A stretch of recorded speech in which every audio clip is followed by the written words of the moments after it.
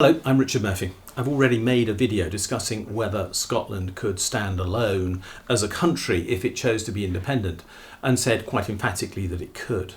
But there is a condition of that in my mind, and that is Scotland would have to have its own currency. Let's call it the Scottish pound for convenience, so of course it could be called anything else. Why does Scotland need its own currency? And why is the current SNP policy, which is to use sterling in Scotland after independence, so fundamentally wrong? Look, I've explained several times in this video series already, and I will no doubt revisit the issue again, why modern monetary theory is so important as an explanation as to how the economy works. And modern monetary theory says that any government that issues its own currency, which has its own central bank, and which only borrows in its own currency, first of all, cannot go bust. And secondly, it can't be hostage to the money markets, because at any point in time, if it's subject to an attack from the money markets, it can simply repurchase its own debt through the quantitative easing process and take the heat off its exchange rate as a result. What is more, a country with its own currency is free to choose its own interest rate, be therefore in control of how it wants to stimulate its economy using interest rates, and is also in control of its own tax system, which instead of being relied upon to fund government spending becomes an instrument for social policy, as I've explained again. For Scotland to succeed on its own, there are, however, some conditions that must apply. One of the most important is that the Scottish government would have to understand what modern monetary theory has to tell it about how a modern economy functions. A government, to succeed in managing its economy, now must have certain things in place. One is its own central bank. Another is its own currency.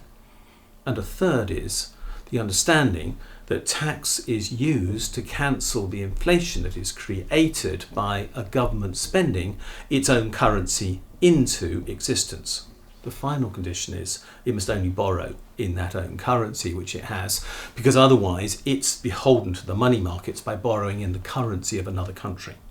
Now, Scotland does therefore have to have its own currency to meet these conditions, and there's a problem with this. The problem is that at present the leadership of the Scottish Nationalist Party want to use sterling as the currency of Scotland after independence. Now, to me, that makes absolutely no sense at all. They'd be using English currency. Interest rates would be set in London for the benefit of the rest of the UK, but not Scotland. Their debts would be owing in sterling. They'd have no control over how they could generate funds to make those payments. They would be out of control. They would literally have no more economic ability to manage their economy than, for example, a county council has in the rest of England at present, which is almost zero. So why would they choose to do that? Well, they believe they need to do this to build up foreign reserves. They're wrong. The way to create foreign reserves in Scotland after independence is to have their own currency, but not require that people translate their savings, which are currently in sterling, into that currency until they want to do so. Now, the reality is that most people would translate their money in Scotland into Scottish pounds. Why would they do that? Well, because the Scottish government would use the trick which is fundamental to giving any currency value.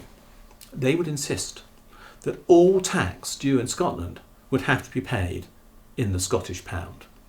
Not in sterling, not in dollars, not in euros, nothing else would be any good but the Scottish pound. In other words, Scottish people with Scottish tax liabilities, and of course that will be most Scottish people, will have to have the Scottish pound to pay their tax bill. That means, in practice, they'll have to be paid in Scottish pounds if they're employees, because otherwise tax could not be deducted from their pay in the right currency.